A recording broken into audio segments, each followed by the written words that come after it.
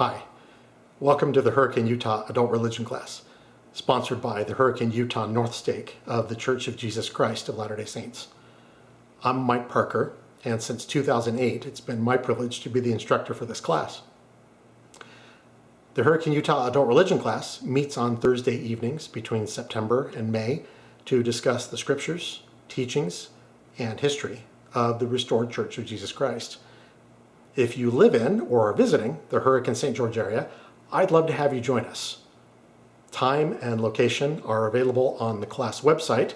There's a link to that in the show notes just below this video. Also on the class website, you can download my notes, which includes footnotes documenting my sources, this PowerPoint presentation, and handouts that I distribute in class.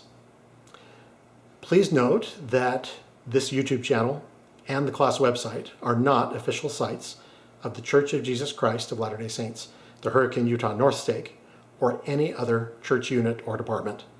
I alone am responsible for the content on these sites. What you're about to see is a recording of my notes for one of the lessons.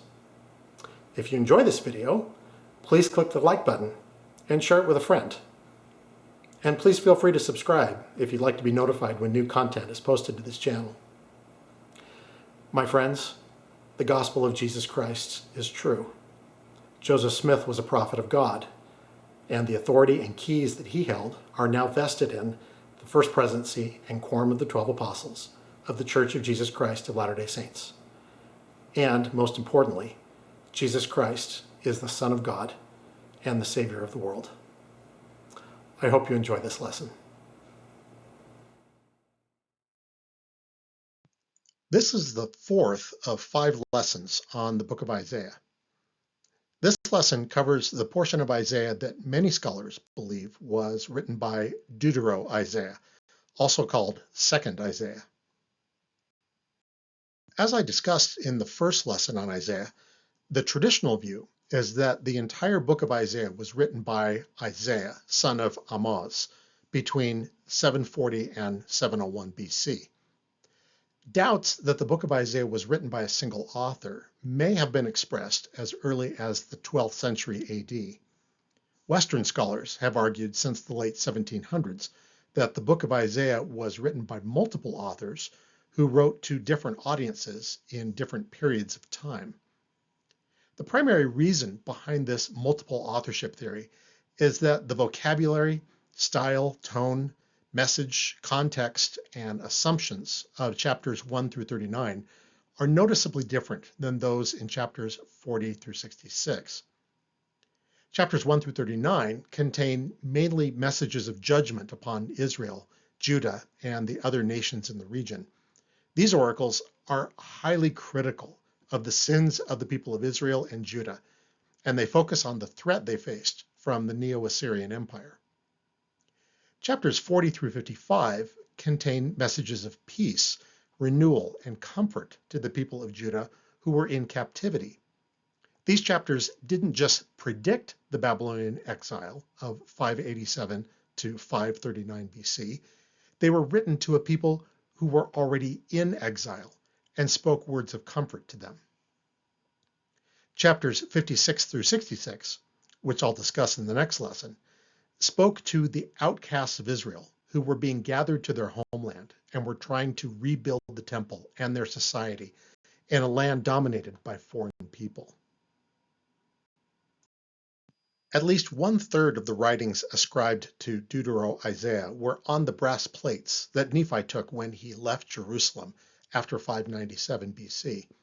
We know this because the Book of Mormon's authors directly quoted all of Isaiah chapters 48 through 53 and the first 2 verses of chapter 55. This means that at least these parts of the book of Isaiah had been written and copied onto the brass plates of Laban by circa 600 BC. When Jesus Christ visited the Nephites, he quoted chapter 54 of Isaiah to them. Book of Mormon writers before the time of Christ didn't quote from Isaiah 54, so we don't know if this chapter was already on the brass plates. Except for possible allusions to 3 individual verses, chapters 40 through 47 of Isaiah are not found in the Book of Mormon. These chapters, therefore, could have been written during the Babylonian captivity in the decades after Nephi and his family left Jerusalem. Regardless of whether you believe that the prophet Isaiah wrote the entire book of Isaiah in the late 8th century BC, or that the writings of multiple authors at different times were compiled under Isaiah's name, be aware that the messages in chapters 40 through 55 were written for Hebrews who were in captivity in Babylon, far from their homeland. After the reigns of David and Solomon, their united kingdom was split into the two nations of Israel and Judah. Both kingdoms were under constant threat of domination from large regional powers. Since the prophecies in Isaiah refer to these powers, I'll take a minute to review them. The Neo-Assyrian Empire dominated the ancient Near East from circa 745 to 612 BC, subduing the surrounding nations and exacting tribute from them. In 721, the Assyrian army invaded the kingdom of Israel and deported her people to the east. The kings of Judah paid tribute to the Assyrians to keep the same thing from happening to their people. The Assyrians reached the height of their power under King Ashurbanipal, who reigned from 668 to 627. After his death, Assyria fell into civil war and chaos and collapsed quickly. In 612 BC, the Assyrian capital of Nineveh was captured by the combined forces of the Babylonians and the Medes, and by 609, the Neo-Assyrian Empire had come to an end. The Neo-Babylonian Empire replaced Assyria as the dominant power in the region. Babylonian King Nebuchadnezzar II, who reigned 605 to 562, led his army west and subdued Syria, Phoenicia, and Egypt. In 597, he captured Jerusalem and installed King Zedekiah as a puppet ruler over Judea. When Zedekiah rebelled 10 years later, Babylonian forces burned Jerusalem, destroyed its temple, and deported most of the people of Judah to Babylon. The people of Judah remained in captivity in Babylonia for nearly 50 years, from 587 to 539. In 539, the Achaemenid king Cyrus overthrew the Babylonians and turned the Persian Empire into the largest kingdom in world history up to that time. Cyrus allowed all the peoples who had been deported and resettled by the Assyrians and Babylonians to return to their homelands. Some Jews returned to the land of Judah almost immediately, but most of them remained in Babylon for as long as 100 years and slowly made their way back to their homeland. Some never returned. During the Persian period, the rebuilt nation of Judah was relatively autonomous. Isaiah chapters 40 through 55 focus on Judah's captivity in Babylon and the Lord's promise to restore the Jews to their homeland. Some of the prophecies are about returning from Babylonian exile.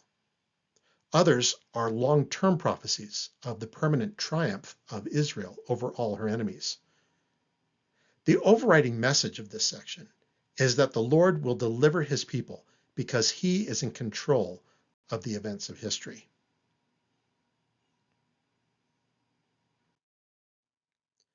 Isaiah 40 through 55 is divided into two major parts.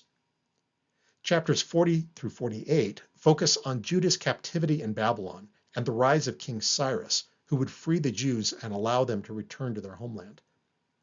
Chapters 49 through 55 use an extended metaphor of the servant of the Lord and Zion, the abandoned wife. Rather than review these chapters in order, I'm going to take a topical approach and examine the recurring themes that are woven throughout chapters 40 through 55. The first theme is God has forgiven the people of Israel and will gather them from exile. The book begins with a beautiful and moving song in which the Lord told the people of Judah that he had forgiven their sins and would restore them to their promised land. Isaiah 40, verses 1 through 5, King James Version. Quote, comfort ye my people, saith your God. Speak ye comfortably to Jerusalem, and cry unto her that her warfare is accomplished, that her iniquity is pardoned, for she hath received of the Lord's hand double for all her sins. The voice of him that crieth in the wilderness, prepare ye the way of the Lord, make straight in the desert a highway for our God. Every valley shall be exalted, and every mountain and hill shall be made low, and the crooked shall be made straight, and the rough places plain. And the glory of the Lord shall be revealed, and all flesh shall see it together, for the mouth of the Lord hath spoken it. Unquote. The statement in verse 2 that Israel had received double for all her sins is a reference to the principle in the law of Moses of restoring double what had been stolen or taken from another. The Lord's message was that his people had fully paid for all the iniquities and transgressions that had led to their captivity in Babylon. The road or highway in the desert in verse 3 was for the procession of the king, the descendant of David, who would be anointed and usher in a new era of peace and prosperity. The people of Judah would return to their homeland because the Lord had rallied powerful Gentiles to make it happen. Isaiah 49, verses 22 through 23, King James Version, quote, thus saith the Lord God, behold, I will lift up mine hand to the Gentiles, and set up my standard to the people. And they shall bring thy sons in their arms, and thy daughters shall be carried upon their shoulders. And kings shall be thy nursing fathers, and their queens thy nursing mothers. They shall bow down to thee with their face toward the earth, and lick up the dust of thy feet. And thou shalt know that I am the Lord, for they shall not be ashamed that wait for me. Unquote. The Gentiles, or nations, in verse 22, were probably the Persians who would overthrow the Babylonians, raise a signal flag to the captive people of Judah, and restore them to their homeland. The Book of Mormon prophet Jacob quoted this passage and said that it referred to the people of Judah who were captive in Babylon. He also extended its application to the people of Judah who would be gathered together again to the lands of their inheritance in the last days, as well as to Gentiles in the last days who would accept the gospel. When this restoration commenced, watchmen would declare the good news of Judah's return, and joyous songs would break out. The Lord gave instructions on how the people were to return. Isaiah 52, verses 7 through 12, King James Version, quote, how beautiful upon the mountains are the feet of him that bringeth good tidings, that publisheth peace, that bringeth good tidings of good, that publisheth salvation, that saith unto Zion, thy God reigneth. Thy watchmen shall lift up the voice, with the voice together shall they sing, for they shall see eye to eye, when the Lord shall bring again Zion. Break forth into joy. Sing together, ye waste places of Jerusalem. For the Lord hath comforted his people. He hath redeemed Jerusalem. The Lord hath made bare his holy arm in the eyes of all the nations, and all the ends of the earth shall see the salvation of our God. Depart ye, go ye out from thence. Touch no unclean thing. Go ye out of the midst of her. Be ye clean that bear the vessels of the Lord. For ye shall not go out with haste, nor go by flight. For the Lord will go before you, and the God of Israel will be your rearward. Unquote. That passage was a message to the captive people of Judah and Babylon. The message of their deliverance from Babylonian captivity had been announced. This was a cause for celebration and rejoicing, even in the ruined city of Jerusalem. This deliverance from captivity was performed not by the Persians, but by the Lord acting through the Persians. Through his prophet, the Lord commanded the people who returned to Jerusalem to ritually purify themselves so they could carry the temple vessels back to their homeland and use them to restore sacrificial worship. The captive Jews would not be chased out of Babylon. They would return in peace, and the Lord would be their rear guard to protect them from any possible pursuers. The second theme is Jehovah is incomparable. The God of Israel repeatedly told his people that he is unique, and there are no other divine beings worthy of their worship and reverence. This was an important message to an entire generation of Jews who had been born in Babylonia, a land full of foreign gods. Isaiah 43, verses 10 through 12, King James Version, quote, "Ye are my witnesses, saith the Lord, and my servant whom I have chosen, that ye may know and believe me, and understand that I am he. Before me there was no God formed, neither shall there be after me. I, even I, am the Lord, and beside me there is no Savior. I have declared, and have saved, and I have shewed, and there was no strange God among you. Therefore ye are my witnesses, saith the Lord." Thus saith the Lord, the King of Israel, and his Redeemer, the Lord of hosts, I am the first, and I am the last, and beside me there is no God. Fear ye not, neither be afraid. Have not I told thee from that time, and have declared it? Ye are even my witnesses. Is there a God beside me? Yea, there is no rock. I know not any. I am the Lord, and there is none else. There is no God beside me. I girded thee, though thou hast not known me, that they may know from the rising of the sun and from the west that there is none beside me. I am the Lord, and there is none else. Unquote. It's important for Latter-day Saints to understand that these passages, and others like them in this part of Isaiah, were not teaching that no other divine beings exist, nor were they denying that we can become like God is. Rather, their intent was to show that the Lord alone is worthy of our worship. He cannot be worshipped alongside false idols. In this section of the book of Isaiah, the Lord repeatedly makes the point that he will not give his glory or praise to graven images, and that those who create idols all are vanity. Their works are nothing. Their molten images are wind and confusion. Sadly, human beings in all ages have tried to worship both the true God and false gods simultaneously. The false gods that we struggle with today aren't that much different from the ones the Hebrews had to contend with 2,700 years ago. President Spencer W. Kimball taught, quote, "Because the exercise of faith has always appeared to be more difficult than relying on things more immediately at hand, carnal man has tended to transfer his trust in God to material things. Therefore, in all ages, when men have fallen under the power of Satan and lost the faith, they have put in its place a hope in the arm of the flesh and in gods of silver and gold, of brass, iron, wood, and stone, which see not, nor hear, nor know, that is, in idols.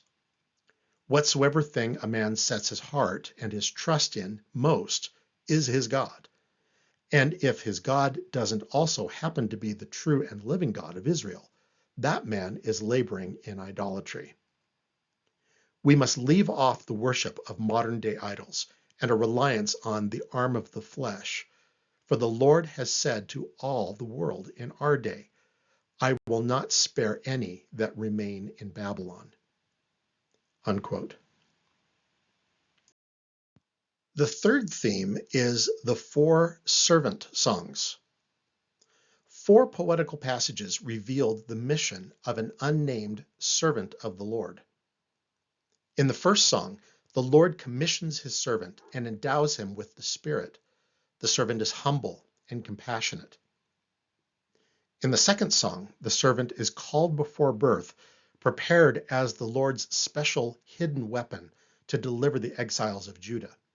He feels his efforts are in vain, yet he trusts that God will vindicate him. In the third song, the servant is the Lord's faithful, obedient disciple. He endures insults, humiliation, and abuse, yet he continues to trust in God to vindicate him. In the fourth song, the servant atones for Israel's sins and is exalted by the Lord.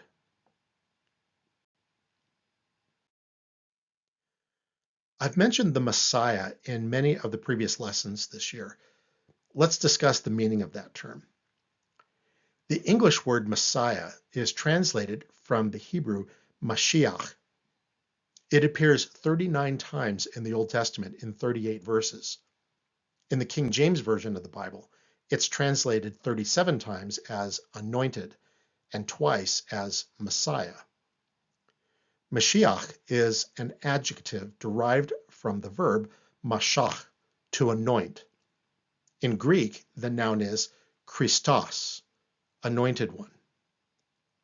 Mashiach is used 4 times in the Old Testament to refer to priests at the tabernacle. It's used most often, 27 times, to refer to kings whose installation to office included a ritual anointing with olive oil. 4 times in the 3 Old Testament passages, the term refers to a prophesied anointed one, an ideal king of the house of David who was yet to come.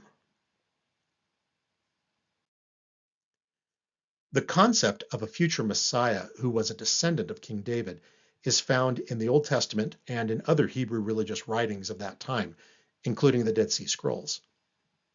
According to this literature, the features of the Messiah include: he would be a royal figure who appears at the end of days. He would be a descendant of King David who would inherit David's throne. He would be a great military leader who would deliver or save Israel from foreign bondage. His throne would be established or secured by God forever. And he would rule in righteousness and establish peace and justice. Some passages refer to him as God's son. Some traditions, including those found in the Dead Sea Scrolls and Samaritan writings, foretell that a prophet who is a restorer will precede or accompany the Messiah. The prophet Zechariah identified the servant as the branch of the tree of David, who is the Messiah. A similar concept appears in Isaiah 11, which I discussed in a previous lesson. The first servant song is in Isaiah 42, verses 1 through 7.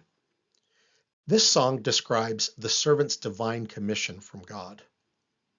Isaiah 42, verses 1 through 4, King James Version, quote, "Behold my servant, whom I uphold, mine elect, in whom my soul delighteth. I have put my spirit upon him. He shall bring forth judgment to the Gentiles. He shall not cry, nor lift up, nor cause his voice to be heard in the street. A bruised reed shall he not break, and the smoking flax shall he not quench. He shall bring forth judgment unto truth. He shall not fail, nor be discouraged, till he have set judgment in the earth, and the isles shall wait for his law." Unquote. The Gospel of Matthew quotes this passage as a prophecy of Jesus Christ. The servant is the true heir to David's throne because God has selected him, and he will bring justice or judgment to the nations of the world, or the Gentiles. In the scriptures, the term mine elect usually refers to the covenant people of Israel. In verse 1, it refers to the Lord's servant. The statement, "I have put my spirit upon him," was fulfilled in part at Jesus' baptism. The servant will not have to publicize or make a spectacle of himself. This matches the ministry of Jesus Christ, who was quiet, gentle, humble, meek, and lowly in heart. The crushed reed and flax wick of a dimly burning oil lamp symbolize those who are weak and oppressed, either physically or spiritually. The servant will bring justice and healing to these people. He will protect the weak, but he himself will not become weak. People from the farthest reaches of the earth will wait to hear his teaching. Isaiah 42, verses 5 through 7.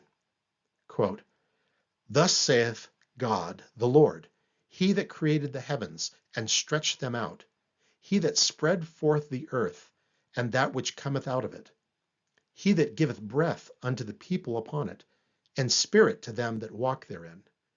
I, the Lord, have called thee in righteousness, and will hold thine hand, and will keep thee, and give thee for a covenant of the people, for a light of the Gentiles, to open the blind eyes, to bring out the prisoners from the prison, and them that sit in darkness out of the prison house." Unquote.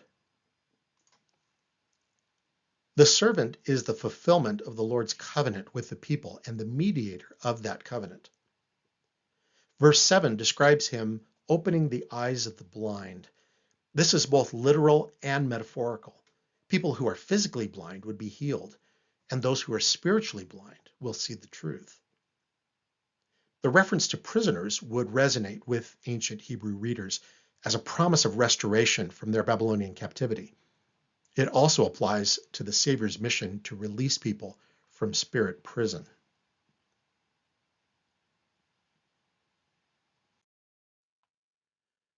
The second servant song is in Isaiah 49, verses 1 through 13. In this song, the servant is described as being called before birth, prepared as the Lord's special hidden weapon to deliver the exiles of Judah. He feels his efforts are in vain, yet he will trust in God to vindicate him. The Book of Mormon prophet Nephi quoted this prophecy in its entirety. Isaiah 49, verses 5 through 6. Quote, "And now, saith the Lord, that formed me from the womb to be his servant, to bring Jacob again to him. Though Israel be not gathered, yet shall I be glorious in the eyes of the Lord, and my God shall be my strength. And he said, It is a light thing that thou shouldest be my servant to raise up the tribes of Jacob, and to restore the preserved of Israel. I will also give thee for a light to the Gentiles, that thou mayest be my salvation unto the end of the earth." Unquote. The servant was foreordained before birth, and he is honored in the sight of the Lord. Jesus Christ was chosen and foreordained in the premortal world as the Messiah. God tells the servant that his mission to gather Israel is too easy, a light thing. So he will also be given the task of bringing salvation to all the nations of the world. This would fulfill the promise given to Abraham that in thy seed shall all the nations of the earth be blessed. Isaiah 49, verse 7, quote, "Thus saith the Lord, the Redeemer of Israel, and his Holy One, to him whom man despiseth, to him whom the nation abhorreth, to a servant of rulers. Kings shall see and arise, princes also shall worship, because the Lord that is faithful, and the Holy One of Israel, and he shall choose thee." Unquote. It's difficult to determine if this verse is directed to the servant or to the people of Israel. If it's about the servant, this is the first indication in the songs that he will be despised and rejected, but eventually acclaimed by all as the Lord's chosen one. If it's referring to the people of Israel, then it's a promise that Israel will receive respect, honor, and glory from the rulers of nations when before they were despised and rejected. Isaiah 49, verses 8 through 9, quote, "Thus saith the Lord, In an acceptable time have I heard thee, and in a day of salvation have I helped thee. And I will preserve thee, and give thee for a covenant of the people, to establish the earth, to cause to inherit the desolate heritages, that thou mayest say to the prisoners, Go forth. To them that are in darkness, shew yourselves. They shall feed in the ways, and their pastures shall be in all high places. Unquote. An acceptable time is a time when the Lord decides to show his favor. This was fulfilled when the Israelites were freed from their imprisonment in Babylon and returned to their homeland of Judah. They were promised that, as they returned, they would find food everywhere, along the roadside and the mountain slopes. It was also fulfilled in the mission of Jesus Christ, who released prisoners from spiritual bondage. Nephi's version of this passage inserted a key term into verse 8. The Lord will give thee my servant for a covenant of the people.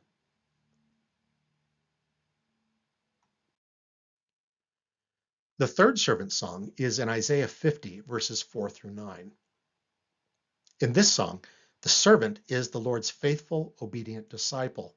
He endures insults, humiliation, and abuse, yet he continues to trust in the Lord to vindicate him. The Book of Mormon prophet Jacob quoted this prophecy in its entirety. Isaiah 50, verses 4 through 6, King James Version, quote, The Lord God hath given me the tongue of the learned, that I should know how to speak a word in season to him that is weary. He waketh morning by morning. He wakeneth mine ear to hear as the learned. The Lord God hath opened mine ear, and I was not rebellious, neither turned away back. I gave my back to the smiters, and my cheeks to them that plucked off the hair. I hid not my face from shame and spitting. Unquote. In the first half of verse 4, God gives the servant power to be his spokesman or representative. The second half of verse 4 refers either to Israel, who must be repeatedly awakened to hear the word of the Lord God, or refers to the servant, who learns daily by revelation what God needs him to know. This is the first of the servant songs that explicitly indicates the servant will face opposition and trials that he will have to overcome. The scourging, insults, and spitting are all familiar elements of the abuse Jesus Christ suffered before going to the cross. To be forcibly shaven or have one's beard pulled out was a serious insult to dignity in the ancient Near East. This reflects the extreme abuse the servant will suffer. Isaiah 50, verses 7 through 9, quote, For the Lord God will help me, therefore shall I not be confounded. Therefore have I set my face like a flint, and I know that I shall not be ashamed. He is near that justifieth me. Who will contend with me? Let us stand together. Who is mine adversary? Let him come near me. Behold, the Lord God will help me. Who is he that shall condemn me? Lo, they all shall wax old as a garment. The moth shall eat them up. Unquote. This passage describes the servant's determination to fulfill his mission. He receives aid from God and has a firm, resolute look on his face, hard like flint, and knows that he will ultimately be victorious. Verses 8 and 9 use a courtroom analogy in which the defendant stands before his accusers and challenges them. In this case, his questions are rhetorical challenges because the servant knows he will be victorious against all his opponents. Jacob's version adds to the end of verse 8, and I will smite him with the strength of my mouth, indicating that the servant has the word of God that overcomes all his enemies. The servant's enemies will be destroyed, slowly but surely, even as clothing is destroyed by time and pests.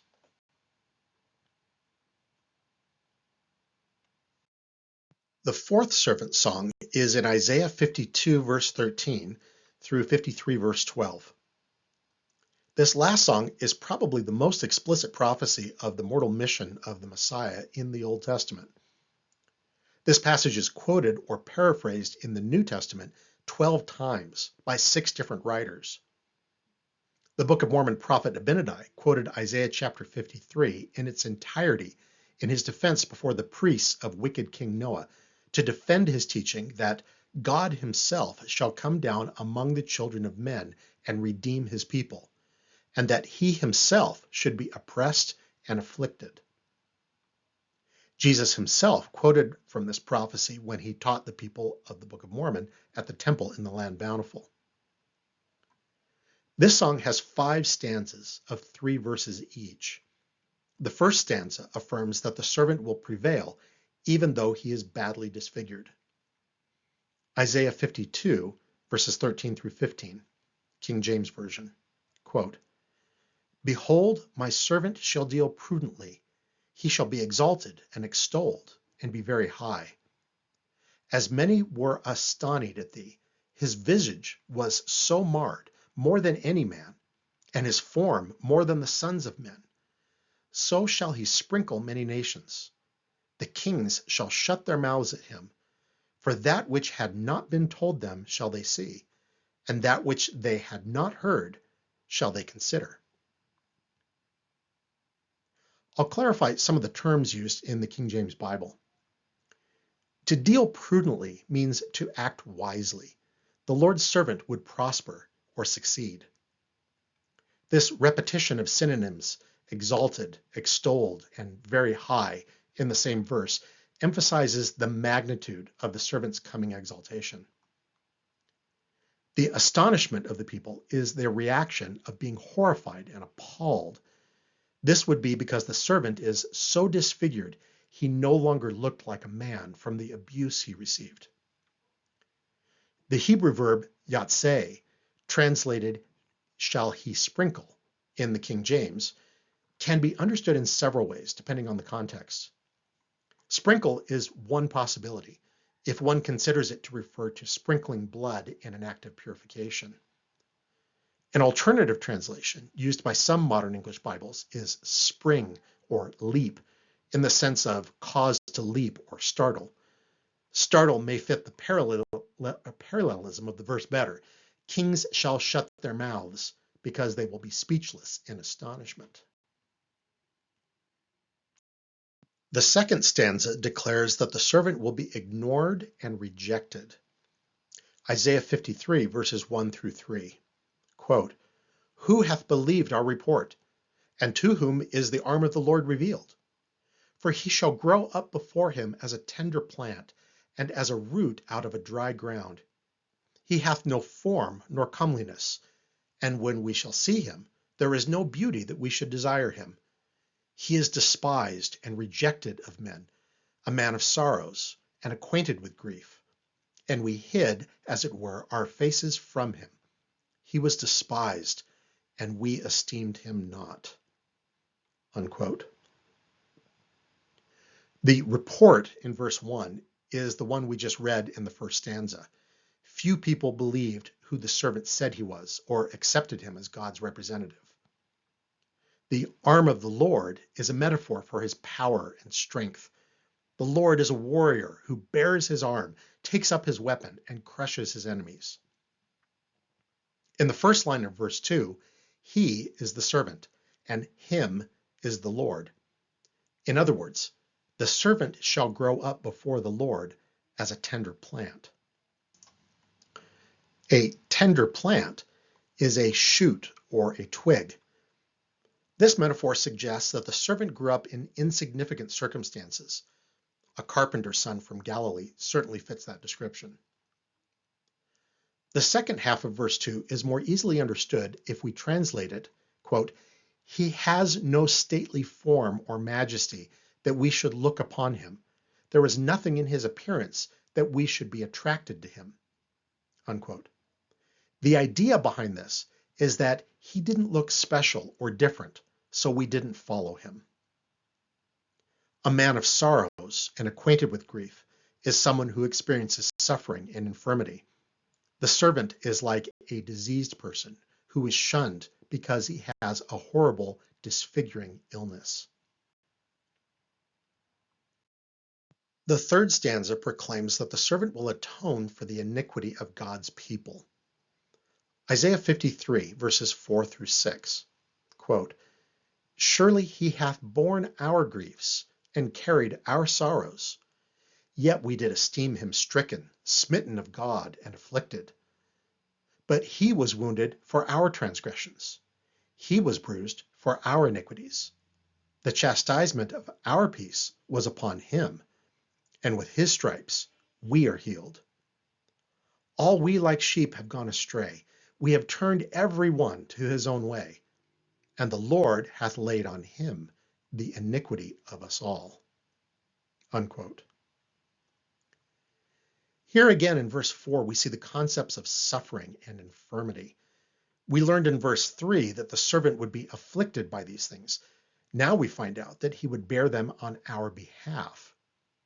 The people, however, believed God was attacking him for some evil he had done. He was bruised for our iniquities doesn't quite convey the intensity of the servant's suffering. The English Standard Version is better. He was crushed for our iniquities. The chastisement of our peace is better understood if translated chastening for our well-being, or punishment that made us well. Gone astray seems to indicate sin committed in ignorance. Sheep don't purposely wander off. They just do it because they're sheep, and that's their nature. Hath laid on him also doesn't capture the force of the Hebrew verb hapigah, light upon, attack. The Lord caused the sin of all of us to attack him. This stanza describes well the torture that Christ endured at the hands of the Sanhedrin and the Romans. The fourth stanza declares that the servant will suffer these unjust afflictions without resisting. Isaiah 53, verses 7 through 9, quote, "He was oppressed and he was afflicted, yet he opened not his mouth. He is brought as a lamb to the slaughter, and as a sheep before her shearers is dumb, so he opened not his mouth. He was taken from prison and from judgment, and who shall declare his generation? For he was cut off out of the land of the living. For the transgression of my people was he stricken. And he made his grave with the wicked, and with the rich in his death, because he had done no violence, neither was any deceit in his mouth." Unquote. Verse 7 emphasizes the servant's silent submission. Sheep shearing was done annually in the spring. The comparison suggests a sacrificial metaphor. Christ is our Passover lamb, whose blood protects us from spiritual death. The first half of verse 8 is difficult to translate, and its precise meaning is uncertain. It implies that there has been a miscarriage of justice, but no one was bothered by this. The New English translation renders it, "He was led away after an unjust trial, but who even cared?" Verse 7 and the first half of verse 8 describe Christ's unjust trial, at which he remains silent in the face of false accusations. In verse 8, cut off from the land of the living means he was killed, sent to the world of spirits. The first half of verse 9 could be translated, "They intended to bury him with criminals, but he ended up in a rich man's tomb." This foretold Christ's death, in which he was crucified with criminals, but buried in the tomb of a wealthy man.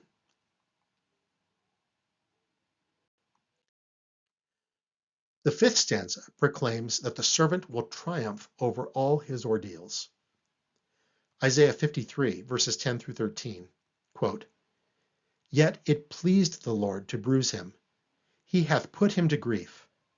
When thou shalt make his soul an offering for sin, he shall see his seed, he shall prolong his days, and the pleasure of the Lord shall prosper in his hand. He shall see the travail of his soul, and shall be satisfied. By his knowledge shall my righteous servant justify many, for he shall bear their iniquities. Therefore will I divide him a portion with the great, and he shall divide the spoil with the strong, because he hath poured out his soul unto death. And he was numbered with the transgressors, and he bare the sin of many, and made intercession for the transgressors." Unquote. At the start of verse 10, "It pleased the Lord" means it was the Lord's will that his servant experience these trials. This was part of the divine plan. We've also seen bruise and grief, or crush and sickness before. "He shall see his seed" at the end of verse 10 refers to his descendants or offspring. Who are his seed?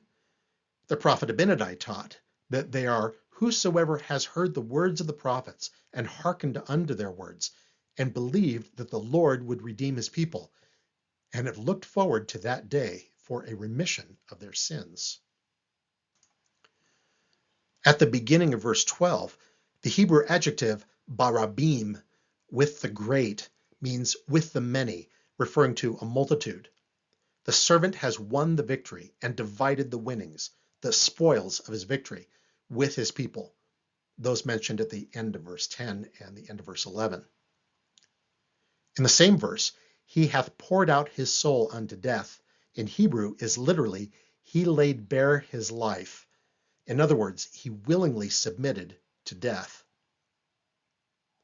At the end of verse 12, "pashaim," transgressors, refers to rebels.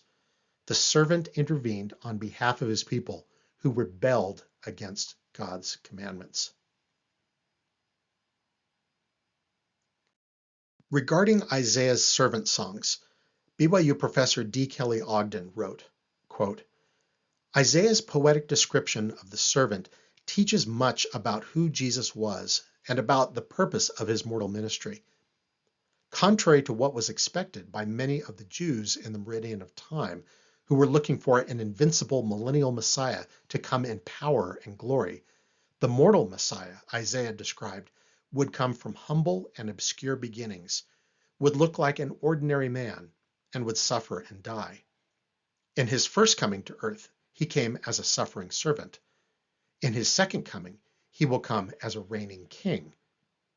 In his first coming, he would not overthrow earthly kingdoms and governments, but rather conquer something far greater, even sin and death. Isaiah 53 teaches how, through the atonement or the vicarious suffering of Jesus, individuals can be forgiven of sins and become the sons and daughters of Christ. They then become joint heirs with Christ to all the blessings of the Father." Unquote.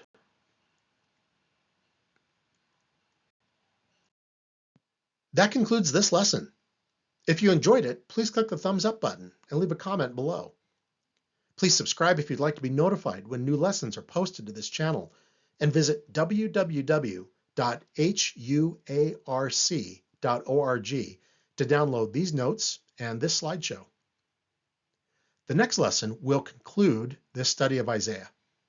I'll review and discuss the third and concluding section of the book, which contains counsel to the people of Judah who had returned to Jerusalem from their captivity in Babylon. The reading is Isaiah 56 through 66. See you next time.